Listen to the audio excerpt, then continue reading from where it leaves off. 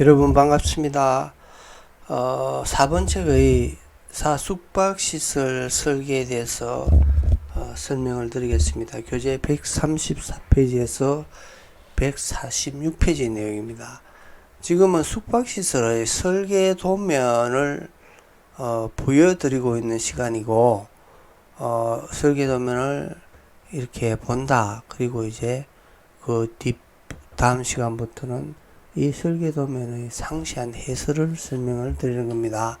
그럼 여기서는 앞 시간에는 1층의 평면도를 설명해 드렸죠. 스프링클러하고 펌프실 2층의 평면도입니다. 이게 숙박시설이니까 여기서 지금 하나의 객실이죠. 이게 하나의 객실입니다. 그죠? 객실. 그리고 이거는 복도입니다. 복도. 그러면 안에 지금 표현한 것이 이 침대죠. 침대까지는 표현할 필요가 없는데, 이게 이제 건축 도면을 그냥 가져와서 소방시설을 이렇게 간단하게 이렇게 표현하는 거죠. 뭔지 다 건축 도면을 가져와서 소방에 필요한 이 부품이나 배관을 그려 넣는 거죠. 여기는 이제 옥내소화전함입니다. 옥내소화전함의 위치는 계단, 그러니까 복도의 출입문 전에 그 계단의 자매주로 설치하죠. 왜 그러냐면은 건물도 이렇게 실 안에 설치하는 것보다도 밖에 설치해야 됩니다. 그래야 빨리 찾을 수 있고 또 사용도 편리하죠. 그리고 이건 이제 간자는 이제 법례에 가보면 간이완강기의 내용입니다. 간이완강기 2개, 한 실에 간이완강기를 2개씩 설계하는 내용입니다. 그리고 여기는 욕실이죠. 욕조의 표현이고, 여기는 이제 지금 변기를 그려 놓았죠. 그리고 이제 법례가 있네요. 옥내소화전함의 표기고, 소화기는 분말 소화기 3.3kg, 간이완강기. 여기서도 이제 복도에 소화기도 배치되어 있죠. 그리고 간이완강기 실마다 2개. 그리고 이쪽에도 지금 복도에 보니 이 복도는 도름 계단이네요. 그냥 이렇게 하는 게 아니고 이렇게 사각으로 돌아가면서 하는 도름 계단의 여기에 옥내소화전을 설치해 놓고, 그리고 여기는 2층이니까 안내실도 있고 주방도 있고 거실들에 이게 이제 객실이기보다는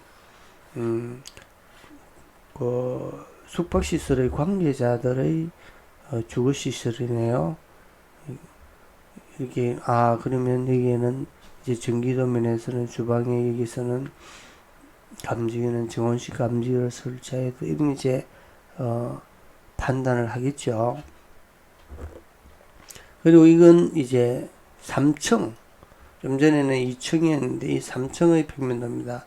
여기도 2층과 마찬가지로 옥내소화전 소화기가 설계되어 있고, 실마다 방마다 간이완강기 각 2개씩 설계되어 있죠. 3층의 평면도입니다. 그리고 여기는 이제 2층은 이 부분이 관계자들의 거실 용도였는데, 이제 여기는 3층은 다 객실이네요.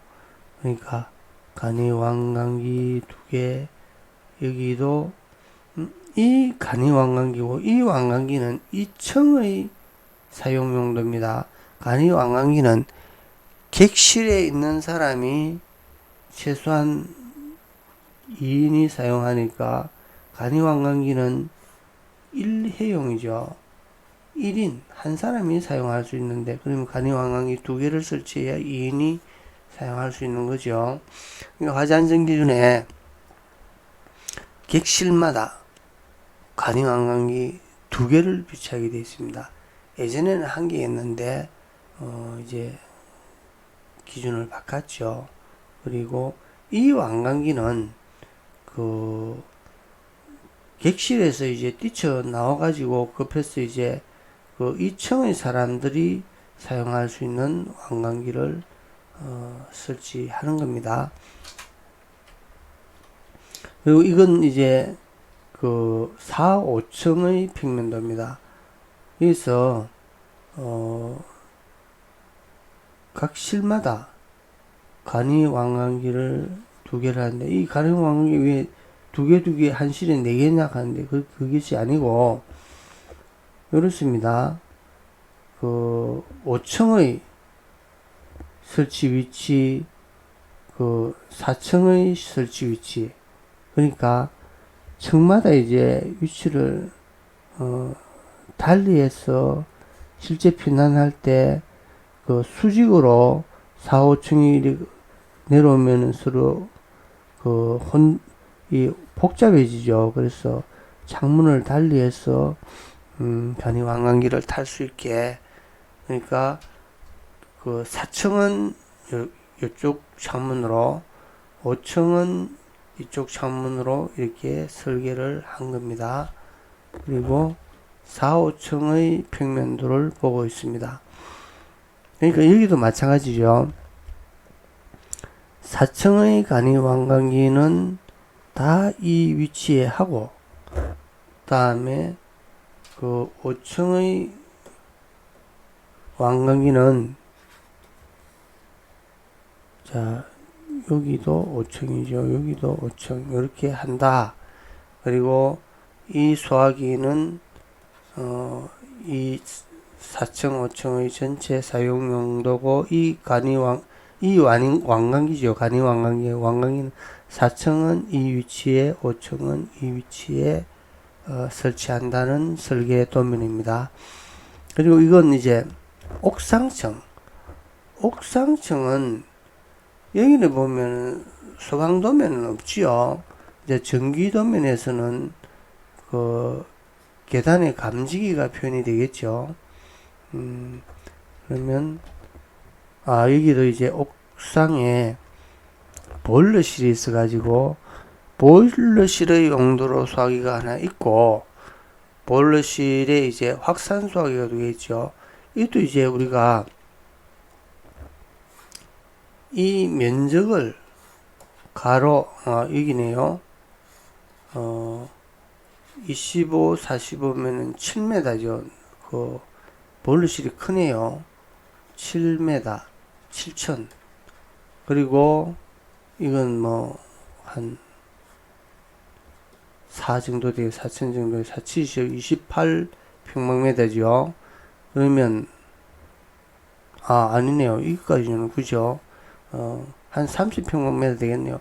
근데 화재안전 기준에서, 소화기 화재안전 기준에서 10평방미터를 넘으면은 확산 소화기 1개, 10평방미터 이하는 1개, 이상은 2개 설치하게 되죠. 그러니까 10평방미터 넘으니까 확산 소화기를 2개를 적합하게 설계한 거겠죠. 그리고 이건 이제 옥탑에 가보면 이제 옥상 물탱크를 설계한 거죠. 옥상 물탱크가 이렇게 그 옥내 소화전 스프링클러의 배관에는, 이것도 이제 이렇게 표현을 해주면 좋겠죠. 이 배관은 옥내 소화전과 연결하고, 이 배관은 스프링클러의 배관이다. 이렇게 설계자가 자기만 알고 이 제3자가 이해할 수 있게 공사나 그 감독을 하고 검토를 할 수 있게 하는 설계 도면이죠. 근데 우리 설계 도면이 이런 부분이 상당히 취약한 부분이 있습니다. 특히 이제 전기 같은 경우에는 암호로 자기만 압니다. HFIX 1.5 18 32C. 이 18이 선이 뭔지를 자기만 압니다. 벨선, 표시등선, 전화선, 회로선 1, 회로 5, 뭐 상세히 설명을 해야 되죠. 이건 이제 어느 누구도 설계를 하지 않고 있습니다. 이게 관행화되어 있습니다. 이것도 세월이 지나면서 바꿔야 되겠죠. 이 암호화되어 있는 설계 자기 혼자만 알고 있으면 못합니까? 설계는 제3자가 이해할 수 있고 공사할 수 있게 감독할 수 있게 해야 되죠. 그러면은 이것도 이제 이거 변경하는 것은 전국의 소방관들이 이게 상세 도면을 설계를 하지 않으면은 허가를 해주지 않으면 되겠죠. 그런데 한두 사람이 이렇게 행정 지도를 해가 될 일이 아닙니다. 영원한 일이죠. 자, 이것도 이제 옥탑층에는 이제 엘리베이터 기계실이 있네요.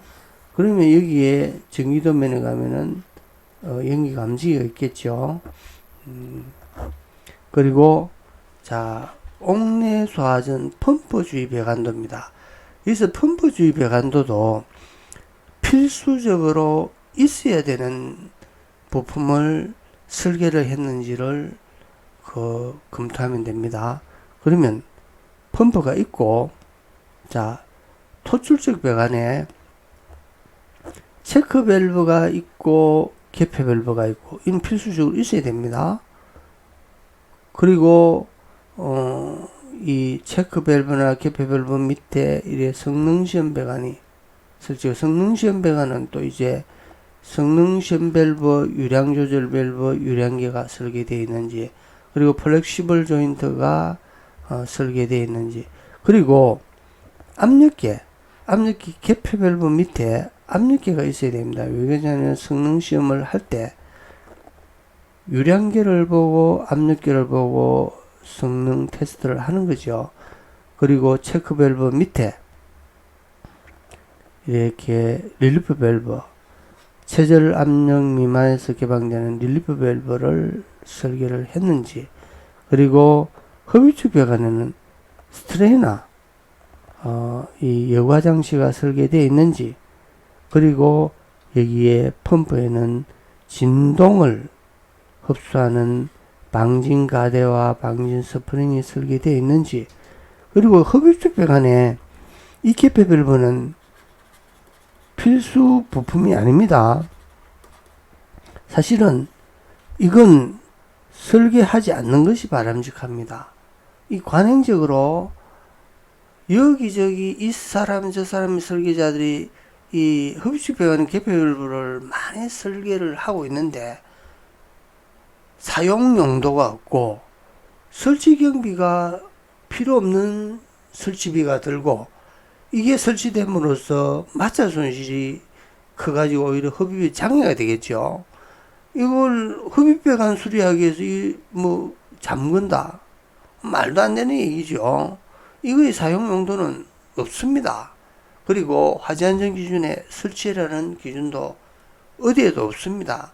그러니까 설치하지 않는 것이 더 바람직합니다. 근데 관행적으로 계속 설계를 여기저기 사다 보니까 흡입 배관의 개폐 밸브를 당연히 설계해야 되는 것처럼 설계를 하고 있습니다. 그리고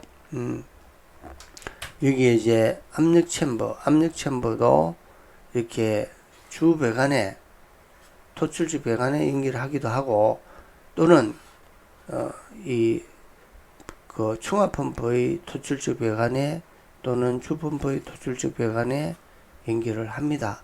그리고 압력 챔버의 구체적인 설계 내용의 검토는 압력 스위치가 주펌프, 충화펌프 설치되어 있는지, 안전 밸브가, 그리고 압력계가 설치되어 있는지, 그리고 여기에도 이 주펌프와 연결된 연결 배관에 개폐 밸브가 설치되어야 되죠. 그리고 배수 밸브가 설치되어 있는지. 그러니까 여기서는 필수적으로 설치되어야 돼요. 그리고 이제 물올림 탱크에도 있습니다. 볼탑을 설치하는 것은 자동 급수 장치죠. 볼탑이 설치돼야 되죠. 그리고 개폐 밸브, 감수 경보 장치, 그리고 이게 습격 방지기는 필수 부품은 아닌데 모두 설치합니다. 또 설치해야 되고, 설치하는 것이 습격 작용이 일어날지 안 일어날지는 공사를 해서 가동을 해봐야 되는데, 습격 방지기를 설계를 해야 됩니다. 자, 그러니까 옥내 수하전과 스프링클러의 펌프 주변 배관도는 거의 같습니다. 그리고 이건 이제 성능시험 배관의 유량계와 유량 범위, 그리고 성능시험 배관의 굵기를 설계를 했죠. 옥내 수하전의 성능시험 배관은 80mm 배관으로 하겠다. 그 유량계 유량 범위 측정은 700에서 3300. 이 스프링클러의 유량계네요. 그리고 이 스프링클러의 펌프 주위 배관도 옥내 수하전하고 거의 같죠. 그리고 단지 여기 설계가 안 되어 있네요. 주펌프에 템퍼 스위치의 설계가 빠졌네요. 그죠? 만약에 흡수 배관에 개폐별로 했다면 여기도 템퍼 스위치를 설계를 해야 됩니다. 그런데 중화 펌프는 템퍼 스위치를 설치 안 합니다. 그런데 이 시중의 책이나 이런 해설서 기사 시험책에 보면은 중화 펌프에 템퍼 스위치를 설치한다는 건 아주 지금 잘못 이해하고 있습니다. 중화 펌프에는 청에서의 해석이라든지 화재 안전 기준의 해석에도 중화 펌프는, 그리고 중화 펌프는 현장에 가보면은 중소형 건물에는 템퍼 스위치를 설치할 수 없는 게 이 개폐 표식 밸브를 설치할 수 없는 배관의 굵기입니다. 이 배관의 굵기가 한 65mm면은 65mm의 개폐 표식 밸브는 국내에서 없습니다. 그러니까 중화 펌프는 이 템퍼 스위치를 설치하지 않는데, 실물을 보지 않은 이제 학원 강사님들이나 책을 쓰신 분들이 중화 펌프에도 설치하는 것처럼 이 책에 쓰고 설명을 많이 하고 있습니다. 그리고 옥상수조의 상쇄도죠. 그러면 이게 이제 옥상수조의 도면도 표현해야 될 것이 이 옥상수조의 크기를 가늠할 수 있는 이 높이, 가로, 세로, 그리고 필수적인 사다리, 수위계, 맨홀, 그리고 소하 배관의 위치, 이렇게 그리고 이제 상세한 내용을, 자, 옥상수조의 물탱크의 양은 이거다. 그리고 이건 이제 옥상수조의 옥내 수하전과 스프링클러를 겸용을 하는데 실제 법정량은 이만큼 된다. 그리고 옥상수조의 급수관, 배수관, 맨홀, 사다리, 수명계, 그를 설계하겠다는 또 이 글자로서 표현을 했죠. 자, 오늘은 이렇게 설계의 도면이 이렇게 구성되고 이런 내용을 설계를 해야 되고 또 도면이 이런 표현이다 설명을 드렸고, 다음 시간에는 이제 구체적인 설계 도면을 상세히 설명을 드리겠습니다. 고맙습니다.